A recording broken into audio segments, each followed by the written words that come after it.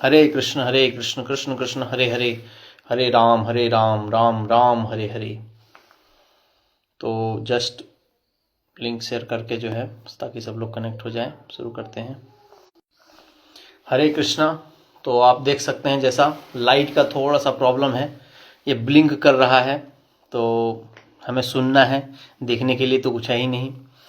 तो इस प्रकार से जो है हम लोग आज का सेशन शुरू करते हैं। ओम नमो भगवते वासुदेवाय, ओम नमो भगवते वासुदेवाय, ओम नमो भगवते वासुदेवाय। तो हम लोग जो है श्रीमद् भागवत महापुराण के मंगलाचरण में प्रवेश कर चुके थे, जो पहला, दूसरा और तीसरा श्लोक है। दूसरा श्लोक हमने देखा था, धर्म प्रोजित केतवत्र परमो निर्मत्सरा नाम सताम वेद्यम वास्तवमत्र वस्तु शिवदम तापः त्रयोन्मूलनम। हमने इसका अर्थ देखा था कि जो श्रीमद् भागवत महापुराण है, ये जो विषय वस्तु इसमें जो है, जैसे वेद्यम वास्तवमत्र वस्तु शिवदम, इसमें जो भगवान को जानना, वेद्यम मतलब भगवान को जब हम जानने का प्रयास करते हैं, भगवान को जानना मतलब श्रीमद् भागवत महापुराण को श्रवण करना। तो जब श्रीमद् भागवत महापुराण का हम लोग श्रवण करना शुरू करते हैं, वेद्यम वास्तव मंत्र वस्तु शिवदम, तो एक कल्याणकारी है, महाकल्याण देने वाला है। और क्या देगा, तापः त्रयो उन्मूलनम, 3 प्रकार के ताप का जड़ से उन्मूलन हो जाता है। तो इस प्रकार से हमने देखा था 3 प्रकार के जो ताप होते हैं वो क्या होते हैं, आदि दैविक ताप, आदि भौतिक ताप, आदि आध्यात्मिक ताप। 3 प्रकार के जो संताप हैं। अब जैसे आप बोलचाल की भाषा में सुनते होंगे कि ताप और दुख, तो दुख जो है वो 4 प्रकार के होते हैं। तो हम लोग दुख के बारे में भी आज सुनेंगे। और हमने उसके बाद देखा था कि भागवत को क्या करना है, तो पिबत भागवतम रसमालयम मुहुरहो रसिका भुवि भावुकः। हमें जो है श्रीमद् भागवत महापुराण रसिक के भांति उसका रस जो है कानों से श्रवण करना चाहिए, जिससे हमारा हृदय की सारी अशुद्धियां, काम क्रोध लोभ मोह मद मत्सर, ये सब जो है वो चली जाएं। तो इस प्रकार से हम लोग जो है उसके आगे श्लोक पे जो है बढ़ेंगे। और श्रीमद् भागवत महापुराण में जो पहला अध्याय है, पहला अध्याय में 6 श्लोक से जो है 6 प्रश्न से श्रीमद् भागवत महापुराण का शुरुआत होता है। तो उसमें हम लोग देखेंगे कि क्या क्या प्रश्न है जो सुखदेव गोस्वामी जो है, सौनक आदि ऋषि जो है बैठे हुए हैं, और सूत गोस्वामी जो श्रीमद् भागवत सबसे पहले वर्णन किए थे, व्यासदेव जो है श्रीमद् भागवत की रचना किए। उसके बाद जो है सुखदेव गोस्वामी परीक्षित महाराज को सुनाए। उसके बाद हम लोग देखते हैं कि श्रीमद् भागवत महापुराण सूत गोस्वामी जो है 88,000 ऋषि मुनियों की सभा में श्रीमद् भागवत महापुराण के ऊपर वक्तव्य दिए। तो जो सूत गोस्वामी हैं वो, उनके बारे में थोड़ा सा डिटेल में हम लोग सुनेंगे। सूत गोस्वामी कौन है, और वो 88,000 ऋषि मुनि, सौनक आदि ऋषि मुनि उनसे प्रश्न पूछ रहे हैं। दुनिया के सारे ब्रह्मांड के बड़े बड़े ऋषि मुनि भौतिक जगत पे बैठ करके नैमिषारण्य के वन में जो है उनसे प्रश्न पूछ रहे हैं। हम देखेंगे, नैमिषे अनिमिषे क्षेत्रे ऋषियः सौनकादयः सूत जानासि भद्र। जो नैमिषारण्य के का वन है, उस नैमिषारण्य के वन में जो सौनकादय, जो सौनक आदि ऋषि हैं, वो किससे श्रवण करने के लिए बैठे हैं, तो वो श्रवण करने के लिए बैठे हैं सूत गोस्वामी से। तो आपको बताते हैं, एक बार की बात है, सूत गोस्वामी जो है उनका नाम है रोमहर्षण सूत। वो उग्रसर्वा सूत के जो है पुत्र हैं। तो उनके जो पिताजी हैं वो एक बार श्रीमद् भागवत कथा का व्याख्यान कर रहे थे, और सारे साधु संत ऋषि मुनि जो है आसपास में बैठे हुए थे। तो इस प्रकार से जब ऋषि मुनि आसपास में बैठे हुए थे, व्याख्यान कर रहे थे, तो उसी दौरान श्री बलराम जी जो है वहां पे पहुंचे। तो बलराम जी जब पहुंचे, तो जो सूत गोस्वामी के पिताजी हैं वो उठ करके खड़ा नहीं हुए, क्योंकि कोई भागवत के व्यास आसन पे बैठा हुआ है तो उसका प्रथम कर्तव्य बनता है कि व्यास आसन पे जो है, व्यास आसन से ही जो वो नमस्कार करे, और व्यास आसन से का एक मर्यादा है। तो उन्होंने उस मर्यादा को निभाते हुए वहां से उठ करके उन्होंने उनको प्रणाम नहीं किया। ये उनसे थोड़ा सा भूल हुआ, और वो अपनी मर्यादा का पालन भी कर रहे थे। तो उसी समय बलराम जी को बहुत ही जोर से बहुत गुस्सा आया, और बलराम जी ने उनका, ये लीला एक तरह से है, देखा जाए तो बलराम जी को क्या गुस्सा आएगा, भगवान को गुस्सा नहीं आता है, लेकिन गुस्सा धारण किए बलराम जी, और गुस्सा आया उनको, और उन्होंने उनका जो है सर जो है वो काट दिया। तो उनका वध हो गया वहीं पे। तो जितने भी ऋषि मुनि थे सब लोगों ने हाय हाय हाय हाय करने लगे कि इतने बड़े जो गोस्वामी हैं, इतने बड़े सन्यासी, इतने बड़े जो तपस्वी हैं, इनका वध हो गया। हे भगवान, आपसे तो कोई पूछ नहीं सकता कि आपने क्यों वध किया, लेकिन आपने अगर वध किया है तो अब आप ही जो है कुछ हमें उपाय निकाल के देंगे, हम किससे हम भागवत का श्रवण करें। इतने अच्छे जो भागवत के प्रवक्ता है उनका वध हो गया। तो इस प्रकार से उन्होंने बोला ठीक है, इनके पुत्र जो हैं उनको जो है हम सारा शक्ति, सारा जो ज्ञान है श्रीमद् भागवत महापुराण का ज्ञान, सारे वेद पुराण उपनिषद वेद जितने चीज हैं, सारे सब शास्त्रों ग्रंथों का जो है निगम कल्प, जितने भी निगम शास्त्र हैं सबका जो है इन्हें हम ज्ञान देते हैं। इनके हृदय से ही सारा शास्त्र स्फुटित हो जाएगा। और इस प्रकार से श्री बलराम जी के आशीर्वाद से सूत गोस्वामी में सारे शास्त्र ग्रंथ जो है उनके हृदय से स्फुटित हो गए। और इस प्रकार से सूत गोस्वामी जो है वहां पे आते हैं। अभी हम लोग देख रहे हैं कि मंगलाचरण हुआ है श्रीमद् भागवत महापुराण का। उसके बाद वहां पे आगे का जो होता है, स्वर्ग लोक से जो है बहुत सारे मतलब अलग अलग जगह से सब जो है जितने ऋषि मुनि हैं सब लोग आकर के बैठते हैं और 1000 वर्ष के लिए वो लोग यज्ञ करने का, यज्ञ अनुष्ठान करने का वो लोग जो है निर्णय लेते हैं। और 1000 वर्ष तक सहस्त्र सममासत 1000 वर्ष तक यज्ञ करने के लिए वो लोग जो है वहां पे बैठे। 1000 वर्ष तक लगातार यज्ञ करने के लिए वो लोग जो है, यज्ञ करना उन लोगों का बहाना था। श्रीमद् भागवत महापुराण सुनना उनका मुख्य कर्तव्य था। और यज्ञ करने जो वो बैठे थे उनका एक तरह से बहाना देखा जाए कि वो उस कार्य से बैठे थे और उस कार्य से बैठे थे। और सूत गोस्वामी जब वहां पे आते हैं तो उनको बहुत ही आदर सहित उनको बैठाया जाता है और उनको बैठाने के बाद उनसे प्रश्न पूछा जाता है। तो इस प्रकार से जो है सूत गोस्वामी से वहां जो है अलग अलग प्रकार के जो प्रश्न पूछे गए, 6 प्रश्न, वो 6 प्रश्न का उत्तर श्रीमद् भागवत महापुराण का 18,000 श्लोक है। तो हम लोग जो है वो 6 प्रश्नों को समझेंगे धीरे धीरे। पहले अध्याय में थोड़ा सा समय लगेगा हम लोग को, धीरे धीरे क्रम से हम लोग आगे बढ़ेंगे। हम लोगों ने देखा था कि भौतिक जगत में जो है व्यक्ति 3 प्रकार के जो ताप हैं उससे ग्रसित होता है, पीड़ित होता है।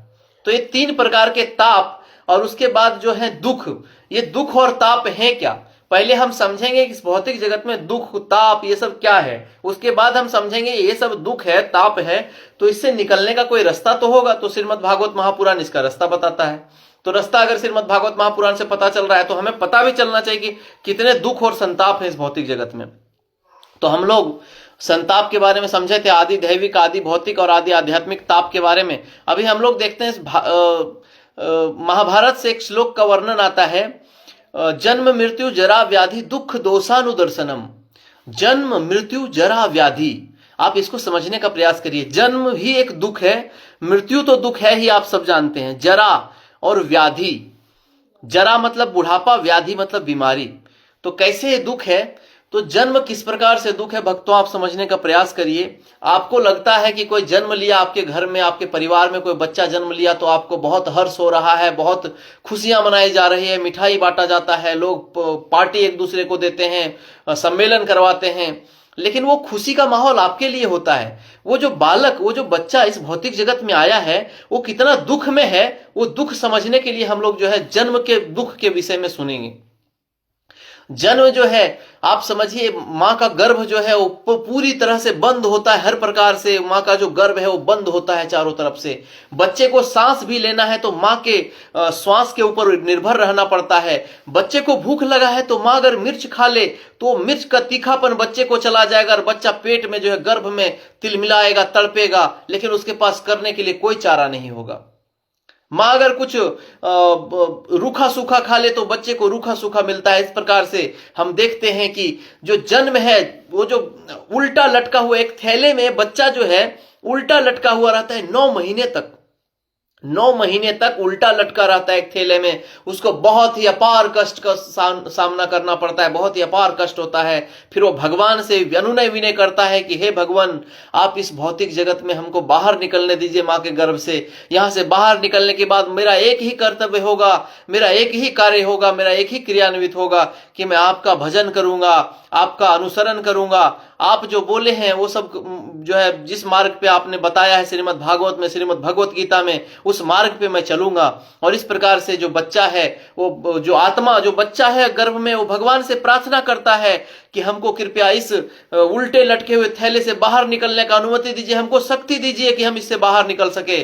तब जाकर के जो है बच्चा बाहर निकलने के लिए प्रयास करता है, तब जाकर के बच्चा जो है मां के गर्भ से जन्म लेता है। और जैसे ही जन्म लेता है वैसे ही उसका नाम रख देते हैं लोग, चुन्नू मुन्नू, अलग अलग प्रकार का, पता नहीं क्या, कभी मतलब अनसुना सुना, कहा सुना, क्या पता नहीं किस प्रकार का नाम लोग रख देते हैं। और नाम रखने के बाद जो है बच्चा को भौतिक जगत में आने के बाद लगता है कि मैं यही चुन्नू मुन्नू, हीरा सोना, यही मेरा नाम है। और वो जो भगवान को वचन दिया होता है वो वचन को भूल जाता है। और इस प्रकार से वचन को भूल करके इस भौतिक जगत में ABCD क ख ग घ 1 2 3 4 सीखने लगता है। माँ बाप के कहे अनुसार बच्चा स्कूल में जाता है, स्कूल में बच्चों टीचर से मार खाता है, टीचर से डांट सुनता है, सब चीजों को सीखता है, अनुसरण करता है।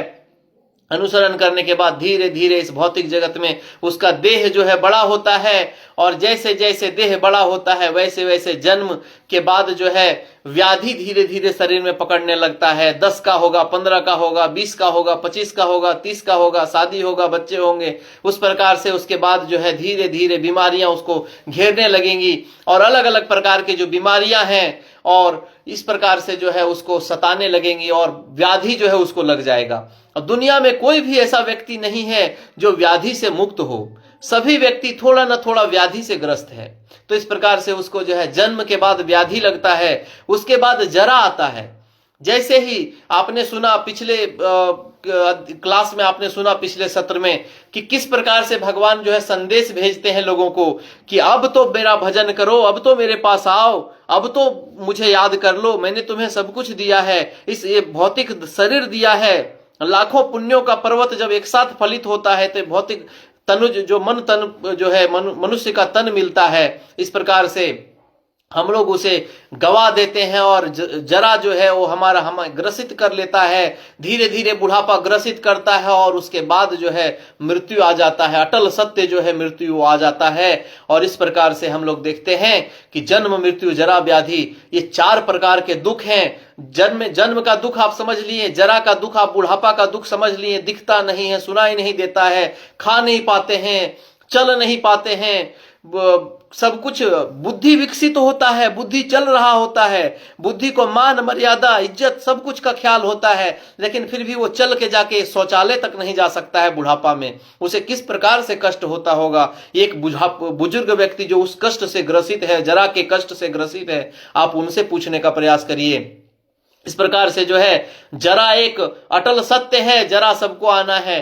तो इस प्रकार से हम जो है जन्म मृत्यु जरा व्याधि, ये चक्कर से कैसे मुक्त हो सके, इन सब चक्करों से कैसे बच सकें, 84 लाख के योनि के चक्कर से हम कैसे मुक्त हो सकें, इसके ऊपर हम लोग जो है समझने का प्रयास करेंगे कि ये जो 84 लाख योनि का चक्कर है, कभी आप कीड़ा होंगे, कभी मकोड़ा होंगे, जो आप देखते हैं अभी सांप रेंग रहा है, ये चल रहा है, वो चल रहा है। तो इस प्रकार से लाखों जन्मों हमारा जो है बीत जाता है। बीतते बीतते जब बहुत हमारा पुण्य का पर्वत जमा होता है तब जाकर के हमें मनुष्य का शरीर मिलता है। और मनुष्य का शरीर मिलने के बाद हम कुछ नहीं करते हैं, हम बस हाय पैसा, घर गाड़ी बंगला बीवी बच्चा करते करते निकाल देते हैं। जो हमें प्लेटफॉर्म गोल्डन टिकट मिला होता है, गोल्डन अपॉर्चुनिटी मिला होता है, वो सारे गोल्डन अपॉर्चुनिटी को हम धक्का लात मार देते हैं। और फिर जो है व्याधि ग्रस्त करके, जरा ग्रस्त करके मृत्यु आ जाता है। और इस प्रकार से हम इस भौतिक जगत से फिर जाते हैं।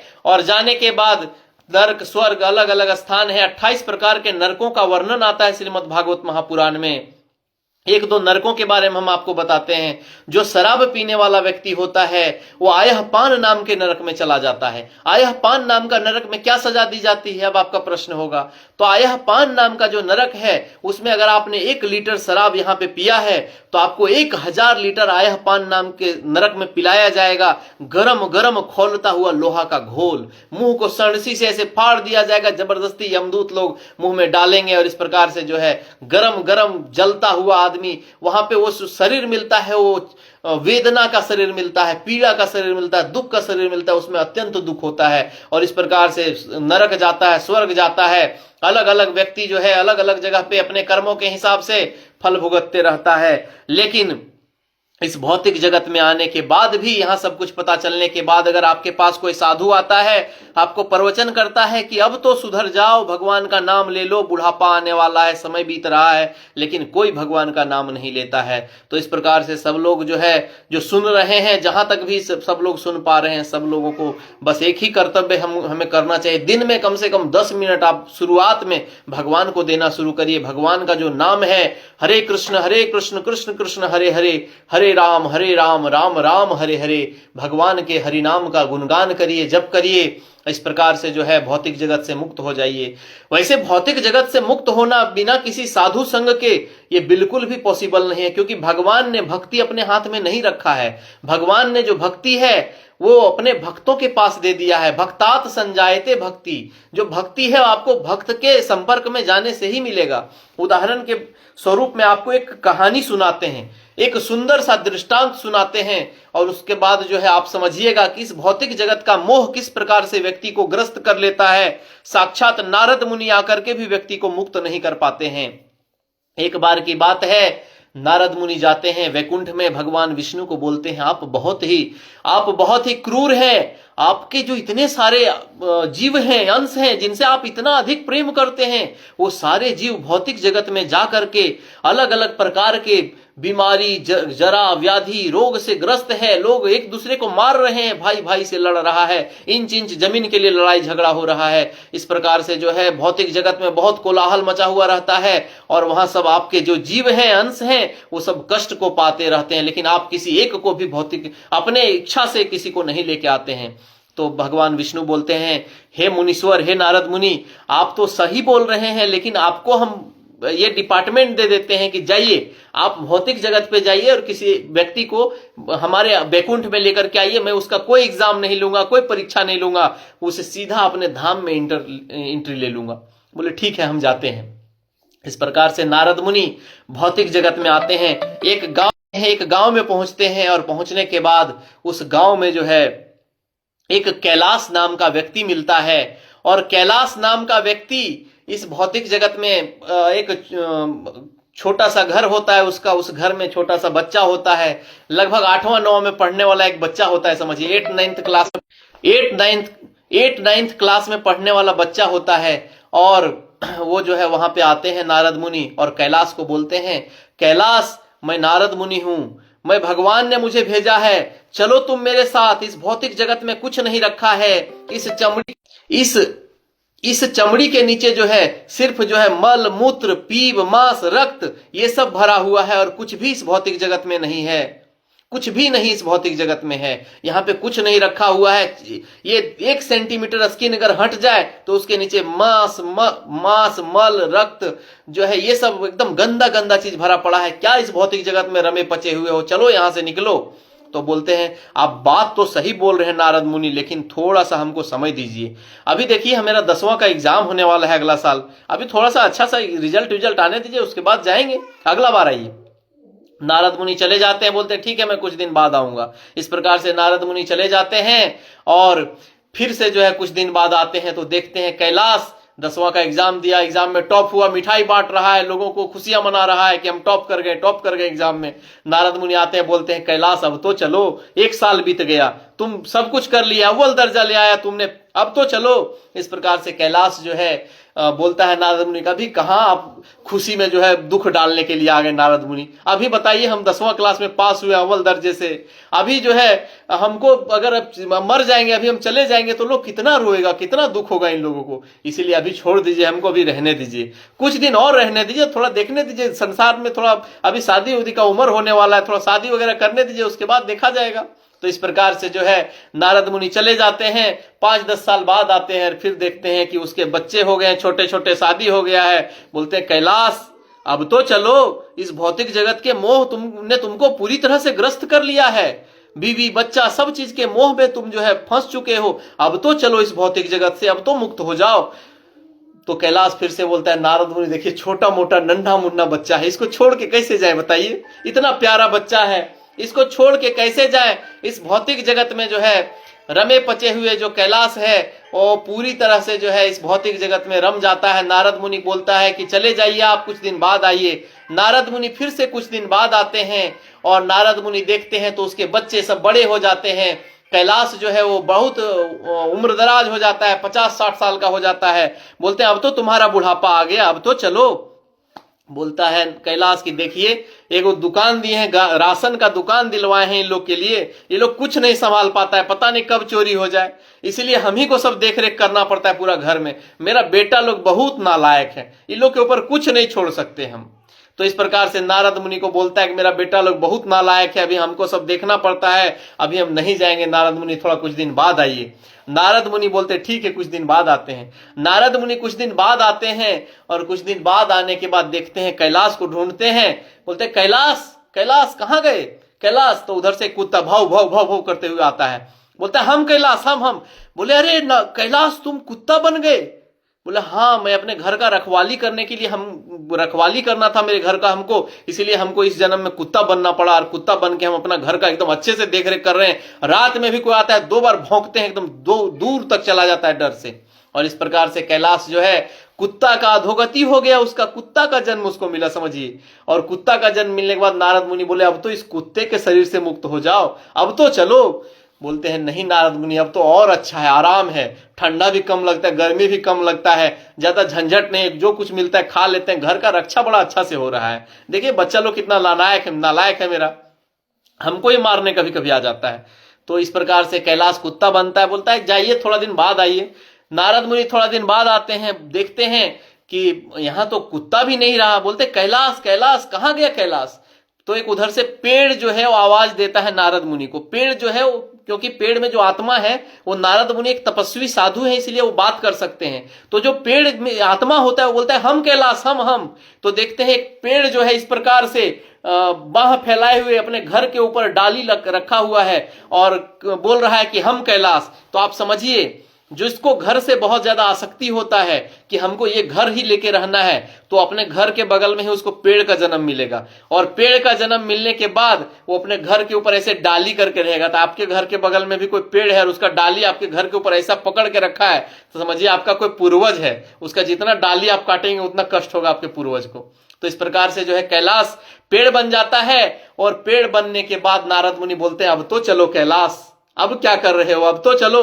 तब इस प्रकार से जो है कैलाश बोलता है अब कोई चिंता नहीं है, ना धूप का चिंता, ना गर्मी का, ना बरसात का, कोई टेंशन नहीं है, ना कपड़ा पहनना है, एकदम देखिए सीधा खड़ा रहते हैं, ना धूप लगता है, कुछ नहीं, सब अपना ही पत्ता से छांव मिल जाता है हमको, बरसात में भी खड़े रहते हैं। और इस प्रकार से जो है नारद मुनि को फिर से भेज देता है कैलाश और बोलता है कुछ दिन बाद आइए आप। इस प्रकार से नारद मुनि अगली बार आते हैं, देखते हैं कि पेड़ भी नहीं रहा, पेड़ भी चला गया। बोलते कैलाश कहाँ है, कैलाश कहाँ है? तो इस प्रकार से कैलाश को ढूंढते हुए नारद मुनि जब ढूंढ रहे होते हैं तो एक सांप उधर से फुफकार मार के बोलता है हम कैलाश, हम कैलाश। बोले अरे इतने अधोगति को तुम प्राप्त कर गए, जो सबसे नींदनीय योनि है सर्प का योनि, तुमने सर्प का योनि को प्राप्त कर लिया कैलाश, अब तो चलो, क्या रखा है इस भौतिक जगत में? तो कैलाश बोलता है मेरा घर, अभी मेरे डर से कोई आदमी सटता नहीं, एक बार फुफकार मारते हैं दूर दूर तक सब भाग जाता है, अभी तो बहुत मजा है, अभी तो चाहेंगे जिसको उसको काटेंगे सीधा मर जाएगा। तो इस प्रकार से जो है नारद मुनि को कैलाश बता रहा होता है कि उसके जो बच्चे हैं, उसके जो पोते परपोते हैं सब आ जाता है और वो देखता है सांप, और सांप को जो है पीट पीट के मार देता है। इस प्रकार से कैलाश का अधोगति चलता रहता है। लेकिन फिर भी नारद मुनि के कहने से वो भौतिक जगत को छोड़ करके, इस भौतिक जगत की आसक्ति को छोड़ करके इस भौतिक जगत से आध्यात्मिक जगत की ओर नहीं जाता है, भगवान का वैकुंठ धाम नहीं जाता है। और इस प्रकार से आप देख सकते हैं कि इस भौतिक जगत का जो मोह है, ये जो माया है, इस भौतिक जगत का आसक्ति है, घर में, पैसे में, परिवार में, बच्चों में, पेड़, मतलब किस किस चीज में आसक्ति हो सकता है आप सोचिए। एक घर के जो ईंटा से बना हुआ 4 दीवारी है उसमें आसक्ति है।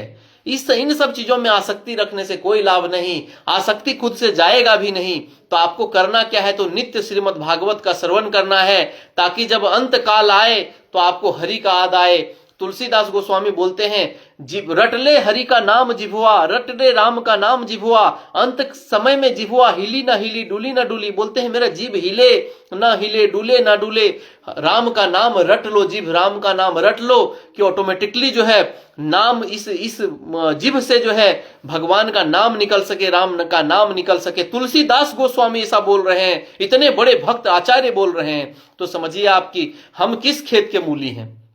हमें तो नित्य श्रीमद् भागवत का श्रवण करना चाहिए और हमें नित्य जो है भगवान के हरे कृष्ण महामंत्र का जप करना चाहिए। तो जो नहीं करते हैं उनसे निवेदन है कि कृपया करके 5 से 10 मिनट अपने समय को, कीमती समय को निकालें और अपने जीवन को कृतार्थ करने में उसको लगाएं। तो इस प्रकार से हम लोग जो है अब आज के सत्र को यहीं पे समाप्त करेंगे। हरे कृष्ण कृष्ण कृष्ण हरे हरे, हरे राम राम राम हरे हरे। इस प्रकार से आज के सत्र को हम लोग समाप्त करेंगे और कल फिर से जो है आप लोग आइए 8 बजे और इस प्रकार से हम लोग कल फिर से भागवत के आगे जो देखेंगे किस प्रकार से जो है सूत गोस्वामी से शौनक आदि ऋषि प्रश्न पूछते हैं और प्रश्न पूछते हैं तो उसका उत्तर देना जब शुरू करेंगे तो हम लोग देखेंगे किस प्रकार से अलग अलग जो है अध्याय में अलग अलग प्रकार से श्रीमद् भागवत के अलग अलग कथाओं का वर्णन है और हम लोग इस प्रकार से जो है श्रीमद् भागवत के सत्र में आगे बढ़ते रहेंगे। हरे कृष्ण। बहुत बहुत धन्यवाद आप लोगों का, अपना कीमती समय जो है इस प्रकार से निकाल करके आप लोग लाइव बने रहे बहुत देर तक। तो हम जो है हमें कृतार्थ होने का मौका आप दे रहे हैं कि हमारे मुख से जो है जो थोड़ा मोड़ा टूटी फ्रूटी जो टूटा हुआ भाषा निकल रहा है आप जो है रुक करके सुन रहे हैं। तो इस प्रकार से जो है श्रीमद् भागवत का नित्य श्रवण हमें करना चाहिए, क्योंकि श्रीमद् भागवत ही साक्षात जो है भगवान का अवतार स्वरूप है, ग्रंथावतार है। इसीलिए हमें उस ग्रंथावतार का नित्य प्रति सेवन करना चाहिए, कानों से श्रवण करना चाहिए और इस प्रकार से हम कृतार्थ होंगे। हरे कृष्णा। तो बहुत बहुत धन्यवाद आप लोगों का। जिनका भी कोई प्रश्न होगा वो हमें जो है सीधा कमेंट कर दें या फिर हमें मैसेज, फेसबुक में जो मैसेज होता है उस मैसेज बॉक्स में जो है छोड़ दें, कल के सत्र में आपको जवाब दे देंगे। हरे कृष्ण। बहुत बहुत धन्यवाद। हरि बोल।